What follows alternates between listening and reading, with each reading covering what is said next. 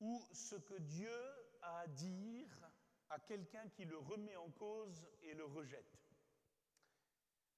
Et ce psaume, vous allez le voir, il est d'une pertinence et d'une actualité incroyable. Il doit nous aider à combattre le fléau de l'endurcissement des cœurs qui sévit dans le monde et qui égare les hommes. Avant de le lire, quelqu'un a dit ceci: « L'incrédulité ne fait pas les voluptueux, mais la volupté fait presque toujours les incrédules. » La volupté fait presque toujours les incrédules. Ce qu'il voulait dire par là, c'est que derrière l'incrédulité, souvent se cache la licence, la débauche, le péché, l'incrédulité devenant un prétexte pour vivre selon la chair. Et c'est exactement ce que le psalmiste écrit dans ce psaume.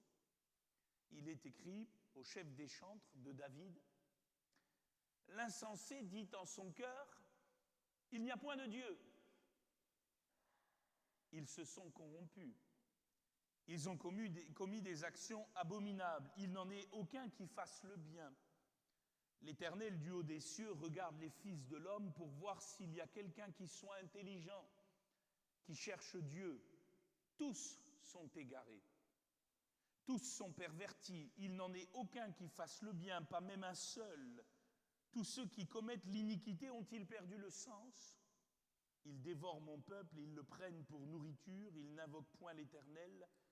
C'est alors qu'ils trembleront d'épouvante quand Dieu paraîtra au milieu de la race juste. Jeter l'opprobre sur l'espérance du malheureux, l'Éternel est son refuge. Oh, qui fera partir de Sion la délivrance d'Israël? Quand l'Éternel ramènera les captifs de son peuple, Jacob sera dans l'allégresse, Israël se réjouira.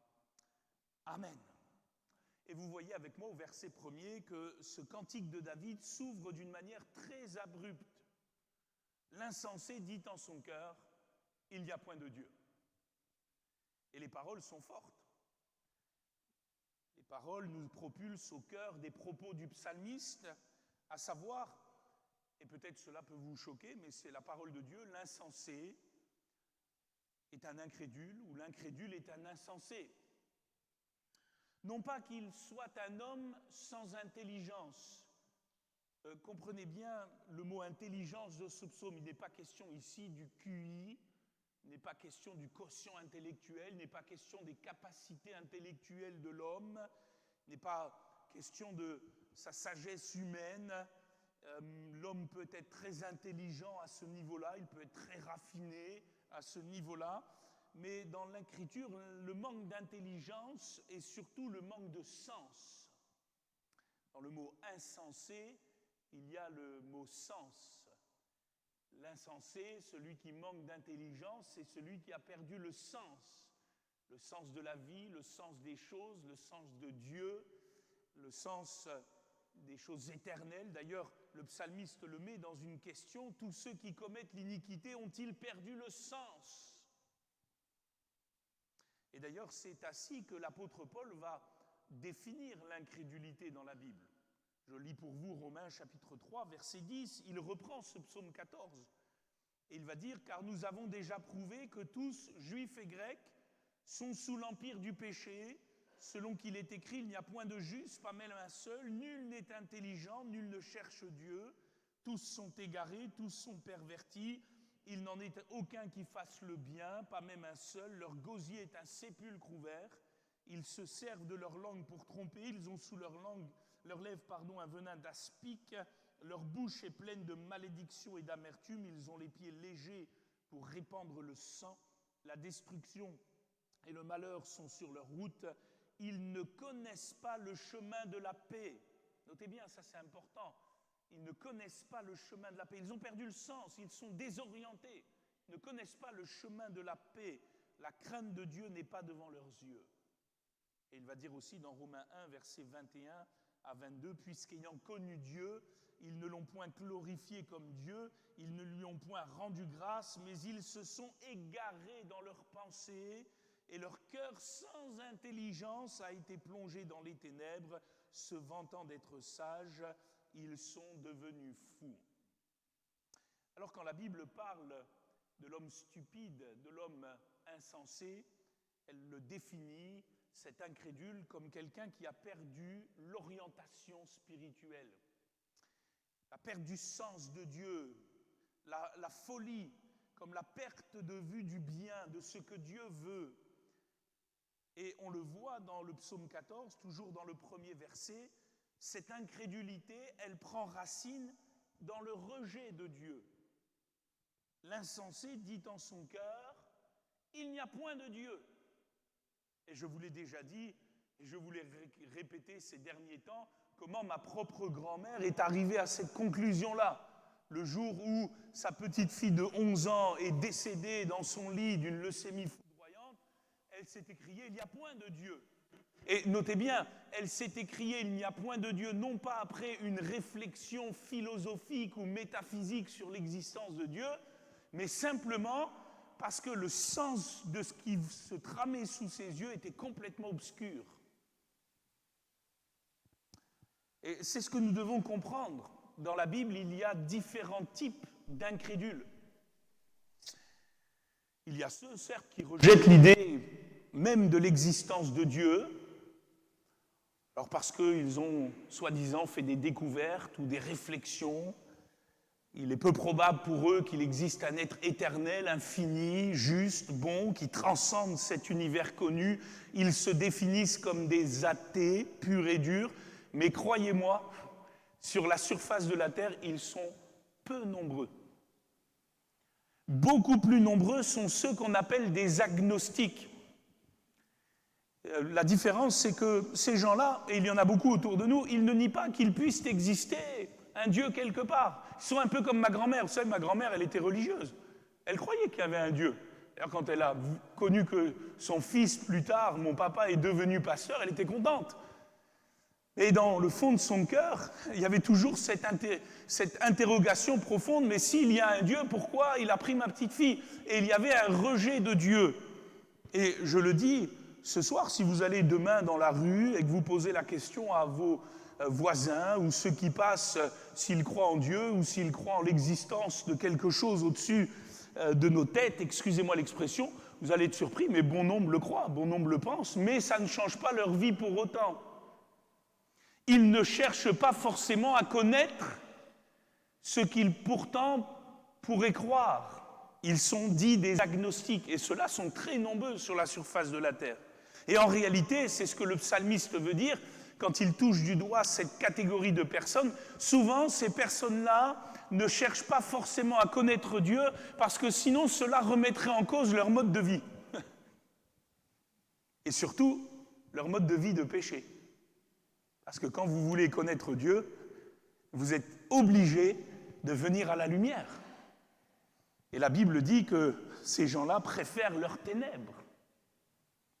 Ils voient la foi comme une sorte de carcan dans lequel ils ne veulent pas s'enfermer parce que cela reviendrait à abandonner certaines choses qu'ils pratiquent en secret. Alors, je ne veux pas dénigrer ma grand-mère, mais j'ai souvent pris l'exemple de ma grand-mère. Ma grand-mère était certainement agnostique. Elle avait refait sa vie ensuite avec quelqu'un et cette personne n'était pas toujours très droite. Et je soupçonne qu'il n'y avait pas une volonté profonde de sa part de connaître Dieu parce que cela remettrait de facto bien des choses dans sa vie. Et pourtant, je le répète, elle avait vu la conversion miraculeuse de mon père, sorti de la drogue du jour au lendemain et de la violence par la puissance de l'Évangile. Et comme quoi le cœur de l'homme, il est tortueux par-dessus tout. Et puis, dans cette panoplie d'incrédules, la Bible parle aussi, et c'est là aussi, non pas une minorité silencieuse, mais une majorité des gens qui proclament leur folie en disant qu'il n'y a pas de Dieu, mais il y a des dieux. L'insensé dit dans son cœur, il n'y a point de Dieu, mais il ajoute, il y a certainement beaucoup de dieux. D'ailleurs, j'en adore certains. J'en voue à certains un culte. Parce que comprenez bien, dans le psaume 14, il n'y a pas seulement une critique acerbe de ceux qui ont perdu le sens de la vie en rejetant l'Éternel, mais il y a aussi une forte parole contre ceux qui multiplient les cultes et qui refusent d'admettre qu'il n'y a qu'un seul Dieu. et surtout le Dieu de la Bible révélé en Jésus-Christ. Nombreux sont ceux sur la terre qui pensent qu'il y a toutes sortes de divinités et que finalement tous les dieux se valent, mais que l'important est de se respecter. Vous savez, c'est un peu le courant ambiant aujourd'hui, et qu'il faudrait presque quasiment créer une espèce de religion universelle où chacun pourrait pratiquer son culte à sa mesure, se fabriquer son Dieu à sa mesure, en disant finalement que tous les dieux ne mènent pas forcément à Rome, mais au moins au ciel. Et tout cela dans la Bible, c'est de l'incrédulité. C'est le manque de sens. C'est le manque de compréhension qu'il n'y a qu'un seul Dieu et que s'il y a quelqu'un qui le révèle, c'est Jésus-Christ. Alors, allons un peu plus loin dans l'étude de ce psaume. Ce que je remarque, c'est la réponse de Dieu, par la bouche du psalmiste, à ceux qui le rejettent, d'une manière ou d'une autre, comme nous l'avons vu. Regardez, la réponse de Dieu, elle est quand même intéressante. L'insensé dit en son cœur, il n'y a point de Dieu. Alors on pourrait s'attendre à ce que finalement Dieu prouve son existence. On pourrait s'attendre à ce que après il nous donne quelques arguments solides sur sa nature, sur son identité, sur sa puissance. On attendrait peut-être qu'il fasse descendre du ciel le feu, peut-être qu'il ressuscite un mort, je ne sais pas. Il n'y a point de Dieu. Quand vous êtes dans la rue et que vous avez un débat qui commence, on voudrait vous donner quelques preuves, n'est-ce pas? Et je remarque que Dieu, finalement, nous renvoie à nous-mêmes, nous renvoie à notre cœur, nous renvoie au mal, au péché, aux ténèbres.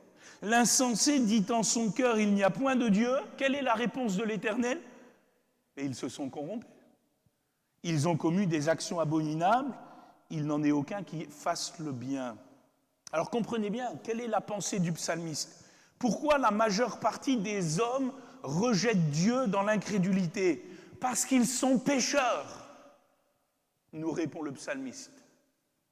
Et parce qu'ils sont pécheurs, ils sont corrompus. Et parce qu'ils sont corrompus, ils pratiquent des actes abominables. Et parce qu'ils pratiquent des actes abominables, ils sont enfermés dans le péché. Et ils sont si accoutumés à leur péché qu'ils n'ont plus la force ni l'envie de connaître Dieu et de le chercher. Ils préfèrent leurs ténèbres, leurs débauches, leurs luxures, leurs vices, leurs passions, leurs cultes, leurs idoles. Ils ne sont pas prêts à renoncer aux mensonges pour vivre dans la vérité. Ils ne sont pas prêts à renoncer à leurs pratiques pour vivre dans la lumière. Telle est la conclusion de l'Écriture. Et souvenez-vous de Paul, l'apôtre, quand il est à Athènes. Acte 17, on va le lire ensemble, verset 19. Pendant que vous prenez cette révérence, je vous situe un peu le contexte. L'apôtre Paul est à Athènes parce qu'il a dû fuir rapidement Thessalonique à cause de quelques échauffourées avec des Juifs un peu violents à son égard. Il a dû laisser sur place ses collaborateurs, partir sur les devants. Il se retrouve seul dans cette mégalopole grecque du 1er siècle. Et on le sait, Athènes, c'était la grande ville de la philosophie, la grande ville de l'éducation, la grande ville finalement de la réflexion, des pensées des hommes. Et Paul, se retrouve là en plein cœur d'Athènes pendant quelques jours. Et la Bible nous dit qu'il circule dans toute cette ville, il regarde, il observe, et puis il commence à prêcher l'Évangile. Il commence à prêcher le beau nom de Jésus. Et là, quelques Athéniens sont piqués à vif par son discours, et puis ils vont l'amener sur cette place publique qu'on appelait à l'époque l'aéropage, à ne pas confondre avec l'aéroport, il n'a pas pris l'avion.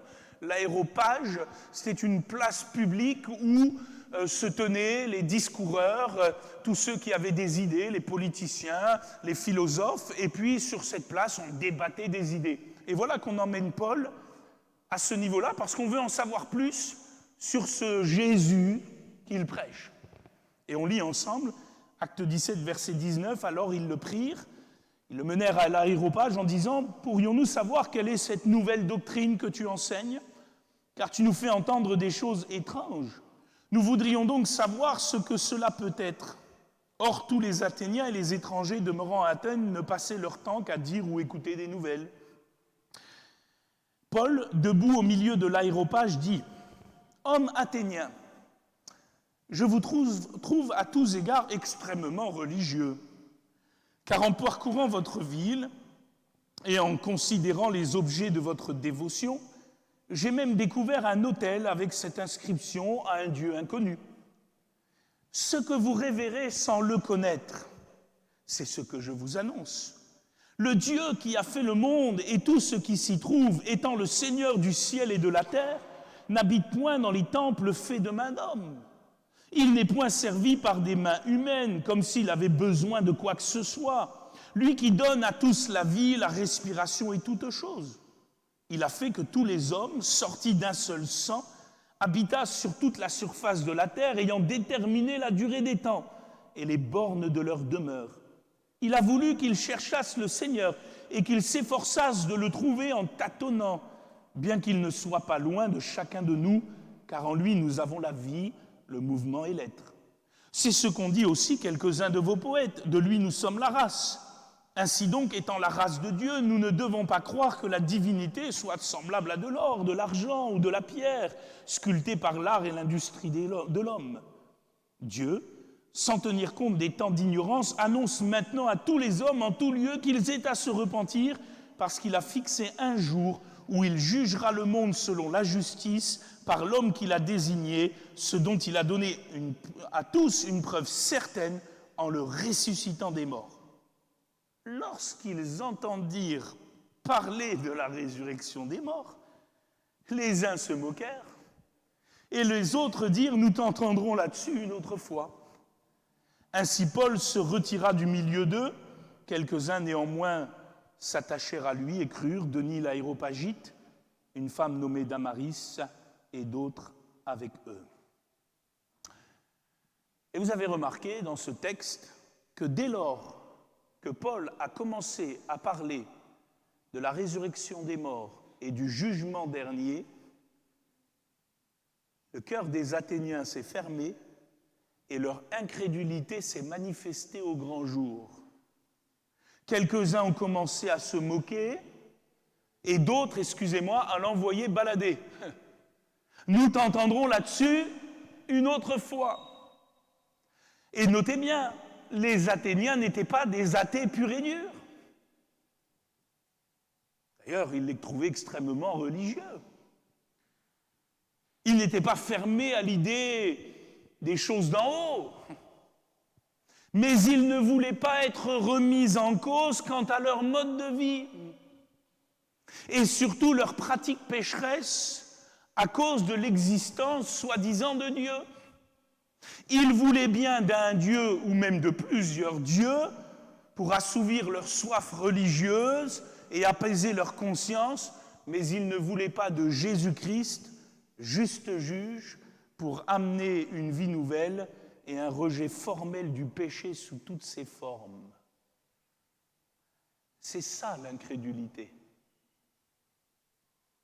Et excusez-moi de le dire ainsi, mais il y a beaucoup d'Athéniens à l'île de la Réunion. Il y a beaucoup d'Athéniens dans le monde. Il y a beaucoup de gens qui veulent bien d'un Dieu ou des dieux, mais qui ne veulent pas de Jésus-Christ. Parce qu'à partir du moment où vous prêchez la résurrection des morts et le jugement dernier, cela remet en cause leur nature pécheresse. Et ils préfèrent leurs ténèbres. Alors l'apôtre Paul, comme nous l'avons vu dans l'Épître aux Romains, va se servir de ce psaume 14 pour souligner une vérité essentielle de l'Évangile que nous ne cesserons de proclamer, à savoir que tous sont péchés et tous sont privés de la gloire de Dieu. Il n'y a pas un juste, pas même un seul, il n'y a personne à cause du péché qui ne soit vraiment intelligent et qui ait cherché Dieu. Personne. Il n'y a personne au milieu de nous qui sommes déjà chrétiens qui peuvent dire « Moi, avant ma conversion, j'ai vraiment cherché le Seigneur. » Parce qu'en réalité, vous pourriez l'avouer, c'est Jésus qui est venu vous chercher.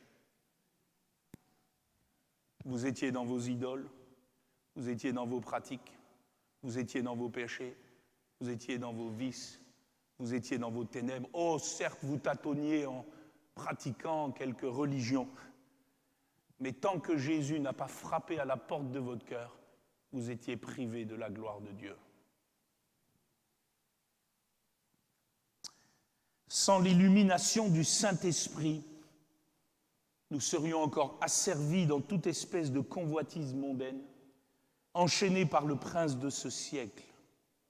Alors vous comprenez le psaume 14, la vraie intelligence, non pas celle du QI, mais la vraie intelligence selon Dieu, c'est de chercher Jésus-Christ, qui est le chemin, la vérité et la vie. Mais voilà, nul ne peut venir à lui tant que le Père ne l'attire. Alors nous le disons ce soir, nous le proclamons haut et fort et nous n'en avons point honte. Non, tous les dieux ne mènent pas à l'éternité. Il n'y a qu'un seul chemin, qu'une seule porte, qu'un seul Seigneur, qu'un seul Dieu dans le ciel, qu'un seul fondement éternel, qu'un seul refuge, qu'un seul appui pour cette vie, et son nom est Jésus-Christ. Il n'y a de salut en aucun autre, car il n'y a sous le ciel aucun autre nom qui ait été donné parmi les hommes par lequel nous devrions être sauvés.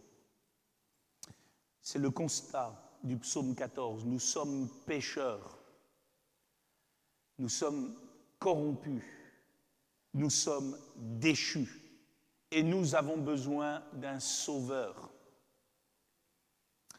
Nous n'avons pas besoin d'idoles, de religion. Nous avons besoin d'un sauveur. Et ce sauveur, c'est Dieu fait homme en Jésus-Christ. Heureux celles et ceux qui le connaissent. Heureux celles et ceux à qui le péché est pardonné, dit l'Écriture. Heureux celles et ceux à qui l'Éternel n'impute point l'iniquité. Alors l'insensé dit en son cœur, il n'y a point de Dieu.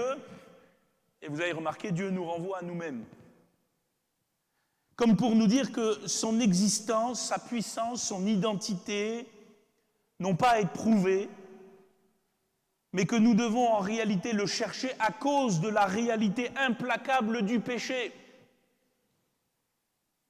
Si nul n'est intelligent pour chercher Dieu et le connaître, excusez-moi l'expression, mais il ne faut pas sortir de Saint-Cyr pour réaliser l'étendue du péché et ses dégâts dans le monde. Comme le dira quelqu'un, le seul problème sur la terre, c'est l'homme. Parce que, frères et sœurs, chers amis, laissez-moi nous le rappeler ce soir, nos problèmes ne sont pas des problèmes économiques. Ce ne sont pas des problèmes écologiques. Ce ne sont pas des problèmes éducatifs. Ce ne sont pas des problèmes civiques ou scientifiques ou philosophiques. Nos difficultés ne sont pas liées à des choses extérieures. La Bible dit que nos difficultés et nos problèmes prennent la source dans une seule chose, notre cœur pécheur. Et Jésus a dit ceci, car c'est du cœur que viennent les mauvaises pensées, les meurtres, les adultères, les impudicités, les vols, les faux témoignages, les calomnies. Et je pense que Jésus n'est pas exhaustif. C'est du cœur de l'homme que viennent les problèmes économiques et pas des systèmes. C'est du cœur de l'homme que viennent les problèmes écologiques. C'est du cœur de l'homme que viennent les problèmes nationaux et internationaux, comme des problèmes familiaux et personnels. C'est du cœur de l'homme. La Bible est très claire. L'homme est malade. Son cœur est malade. Et sa maladie s'appelle le péché. Il pêche et cela entraîne des conséquences. Et moi je le proclame haut et fort, si le cœur de l'homme change, les choses changeront. Oui. Mais voilà, un Éthiopien peut-il changer la couleur de sa peau? Un léopard peut-il enlever ses taches? Nous disons qu'il n'y a point de Dieu, mais nous ne le cherchons pas vraiment. Pourquoi? Parce que nous ne pouvons pas nous changer nous-mêmes. Quand bien même nous faisons pénitence, quand bien même nous sacrifions et offrons nos divers cultes, les choses demeurent les mêmes. Excusez-moi de le dire ainsi, mais avec tout le sang qui a été versé depuis des milliers d'années sur la terre, si le sang des boucs et des taureaux pouvait changer les choses, ça se saurait quand même. Avec les millions d'heures que les gens ont passées dans leur culte, si c'était ça qui pouvait changer les choses, mais ça se saurait. Et voilà, que nous soyons athées, agnostiques, religieux, mystiques ou incrédules, rien ne change. Excusez-moi de le dire ainsi, je suis peut-être dans une réflexion directe ce soir, mais les politiques ne changent pas le cœur de l'homme. Vous savez, la première dame des États-Unis aujourd'hui qui disait à cause du Covid, il faut laisser 4 ans de plus à Donald. Enfin, excusez-moi, qu'il s'appelle Donald ou Joe, ça ne va pas changer le cœur de l'homme.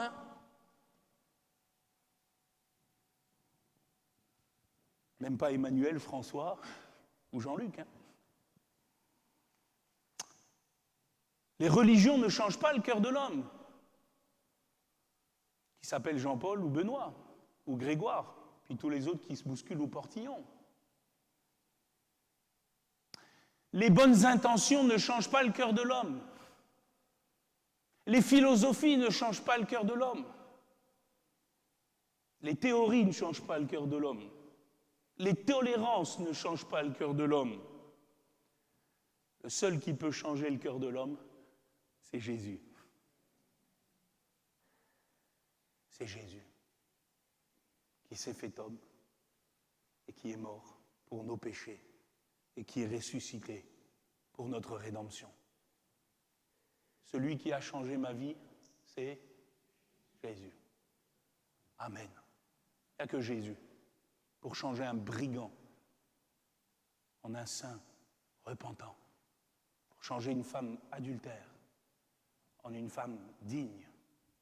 Il n'y a que Jésus pour laver les péchés, changer le cœur de l'homme. Il n'y a que Jésus pour remettre quelqu'un dans son bon sens, comme le possédé de Gadara, qui n'était pas seulement possédé, mais qui était désorienté. Il a eu besoin d'être mis dans le bon sens. Il n'y a que Jésus, parce qu'il est le Sauveur. Alléluia.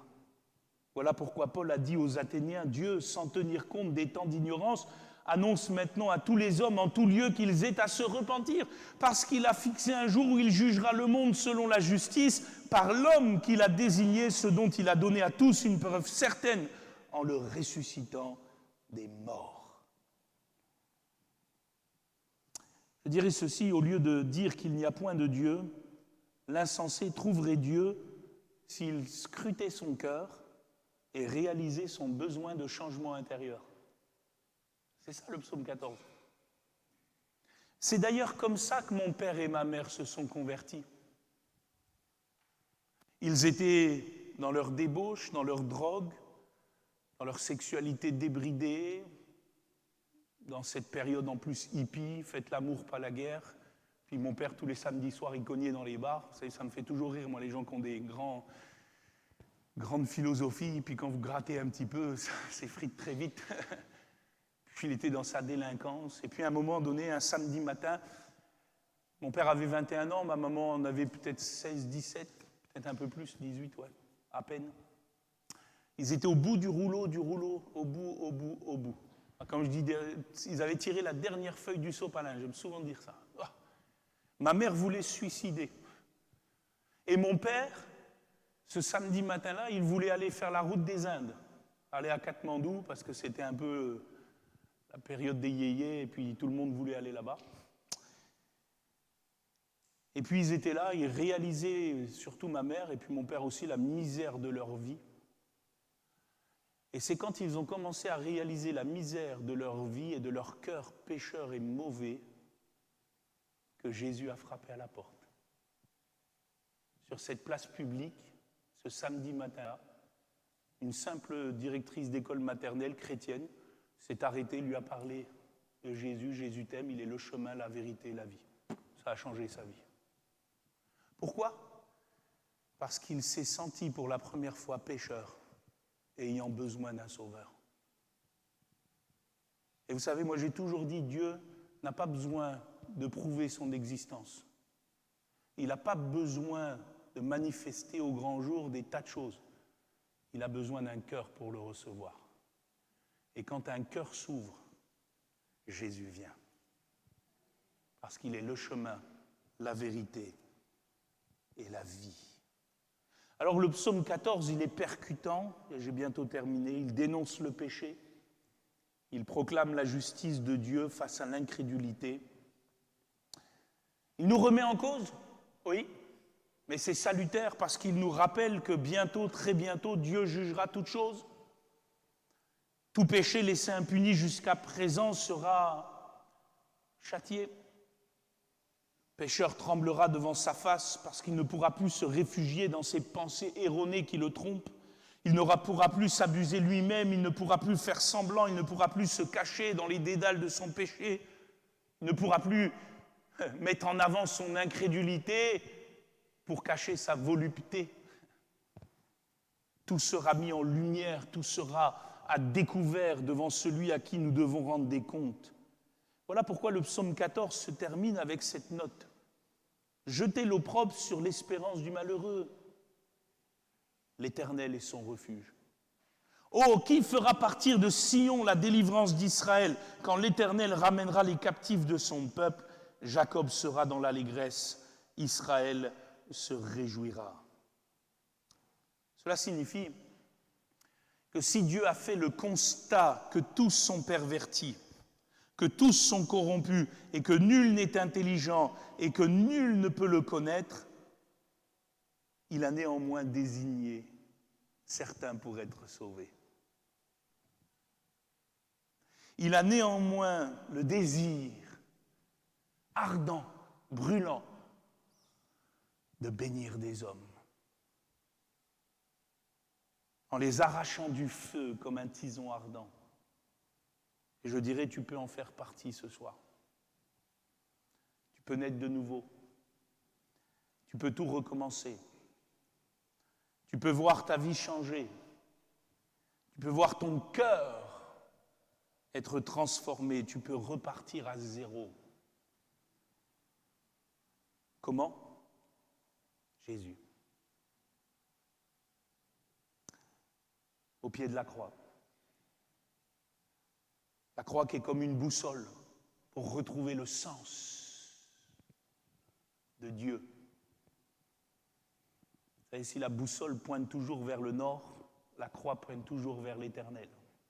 Le seul, l'unique, le Dieu qui a fait le ciel et la terre et qui n'habite point les temples faits de main d'homme.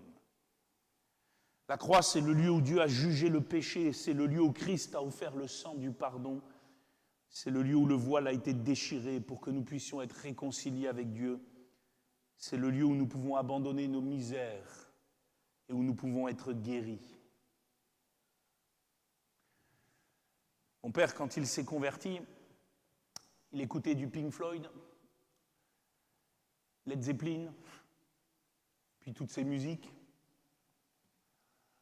Mais quand il s'est converti et qu'il est entré dans un lieu comme celui-ci où on prêchait l'Évangile, le chant qui a percuté son cœur, c'était très loin de ça, c'était un chant qui dit « Agneau de Dieu, messager de la grâce ». Et il a été saisi par l'amour de Jésus pour son pauvre cœur, pour sa pauvre vie. Et moi je dis ce soir que si quelqu'un au milieu de nous se sent pauvre et misérable, Jésus vous aime. Et Jésus va changer votre cœur. Si vous arrivez à cette conclusion-là, que vous avez besoin d'un sauveur, nous le connaissons. Il a changé nos vies. Il s'appelle Jésus-Christ. Il est le chemin, la vérité et la vie. Et si vous êtes ainsi ce soir, c'est certainement que le Père est en train de vous attirer et que quelque chose de Dieu se passe. Alors voilà ce que disait Paul, loin de moi la pensée de me glorifier d'autre chose que de la croix de notre Seigneur Jésus-Christ. Et il avait raison. L'œuvre de Christ et la croix est la seule œuvre divine par laquelle notre cœur peut être métamorphosé, changé. Oh, qui fera partir de Sion la délivrance d'Israël, demande le psalmiste. C'est Jésus. Il est le germe, il est le rejeton de David, il est l'étoile brillante du matin, il est le pain de vie, il est le bon berger, il est le Messie, il est le serviteur de l'Éternel, il est la vie éternelle, il est l'espoir des nations, il est le seul refuge, il est le tout suffisant, le tout puissant, le tout accompli, il est le chef de l'Église et Dieu a tout mis sous ses pieds. Il est notre gloire, celui qui a changé nos vies. Et il peut le faire encore ce soir. Pour quelqu'un qui nous écoute, quelqu'un au milieu de nous, Dieu peut changer ta vie. Dieu peut changer ton cœur. Ne regarde pas ailleurs qu'à Jésus-Christ. Face à ton péché, face à ta misère, peut laver ton cœur. Tu peux naître de nouveau. Amen. Prions le Seigneur quelques instants. Et pendant que nous prions, je vais inviter les musiciens à venir jouer un cantique pour le Seigneur. Alléluia. Merci Seigneur pour ta présence. Merci pour ta parole, Seigneur. Merci pour la révélation des Écritures. Oui, Seigneur, le constat est clair. Tous sont péchés. Tous sont privés de ta gloire. Nul n'est intelligent. Nul ne cherche Dieu. Tous sont corrompus et leur incrédulité est manifeste. Mais Seigneur, tu veux sauver des hommes. Tu veux changer leur cœur. Tu as envoyé ton Fils, Jésus-Christ, pour accomplir l'œuvre par laquelle notre cœur pourrait être changé, transformé, métamorphosé. L'apôtre Paul pouvait dire avant qu'il était un blasphémateur, un homme violent, un persécuteur de l'Église. Mais tu as changé son cœur. Mon père pouvait dire qu'il était un drogué, un junkie, un garçon des rues. Et tu as changé son cœur. Plusieurs au milieu de nous pouvaient dire « J'étais idolâtre. Je vouais des cultes à des dieux dont je ne connaissais rien. J'étais enfermé dans mes peurs, dans mes craintes, dans mes ténèbres. J'étais lié par la puissance du diable. Mais Jésus a changé mon cœur. » D'autres pourraient dire « J'étais malade, j'étais souffrant, j'étais désespéré, j'étais au bord de la rupture. Mais Jésus a changé mon cœur. » Plusieurs d'entre nous pourraient encore manifester bien des miracles que tu as faits, Seigneur, pour eux. Tu as changé nos cœurs. Et tu veux changer encore des cœurs ce soir. C'est là ton œuvre, Seigneur. Seigneur, nous voulons regarder les choses avec clairvoyance. Donne un collier à nos yeux, afin que nous ne nous égarions pas comme les Athéniens dans nos pensées, et que nous comprenions que nos problèmes sont des problèmes de cœur, et que nous avons besoin que tu nous changes à l'intérieur. Seigneur, continue d'opérer cette œuvre en nous de changement. Continue d'opérer cette œuvre de transformation, de métamorphose. Et si quelqu'un au milieu de nous voyait encore certaines choses comme lui coller à la peau, Seigneur, te prions que par l'Esprit Saint, par le doigt de Dieu, tu inscrives tes paroles dans son cœur. Seigneur, tu puisses le laver, le purifier, le nettoyer de l'intérieur. Seigneur, afin que sa coupe déborde et que son cœur rempli d'allégresse te serve dans la sainteté et dans la crainte de ton nom, Seigneur.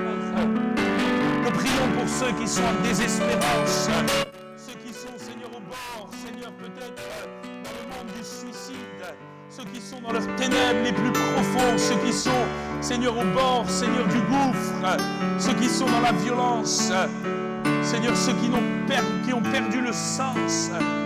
qui ne savent plus s'orienter, qui sont aveugles. Te prions de les sauver, Seigneur. Seigneur, si tu ne frappes pas la porte de leur cœur, ils seront perdus pour l'éternité. Seigneur, tu vois nos jeunes, nos ados, Seigneur, qui sont désorientés dès le début par le séducteur, le tentateur, l'adversaire, celui qui rôde, qui les égare par le péché, la séduction, l'impudicité, la volupté. Seigneur, si nos jeunes n'entendent pas parler de toi, si ta douce voix ne pénètre pas leur cœur, Seigneur, ils seront perdus. C'est pour cela, Seigneur, que ce soir nous prions pour que tu réveilles les consciences, pour que tu réveilles l'esprit de ceux qui doivent être sauvés. Seigneur, nous prions que dans cette ville, prions, Seigneur, que dans nos quartiers, prions, Seigneur, que dans notre voisinage, prions, Seigneur, que dans cette région, dans cette île, Seigneur, il y ait une œuvre puissante du Saint-Esprit qui convainc les cœurs de péché, de justice, de jugement et qui montre la voie salutaire de Jésus-Christ. Parce qu'il est le chemin, la vérité, la vie. Nous proclamons Jésus, nous confessons Jésus. Seigneur, nous dénonçons les œuvres des ténèbres et nous voulons la lumière du Christ, cette lumière qui bénit, cette lumière qui apaise, cette lumière qui délivre, cette lumière qui adoucit. Seigneur, sauve, sauve, sauve et délivre. Oh Jésus, manifeste ta gloire. Oh notre Dieu, notre Père. Aie pitié, Seigneur, de cette génération. Aie pitié de ces familles déchirées. Aie pitié des hommes, Seigneur, qui sont menés à l'abattoir.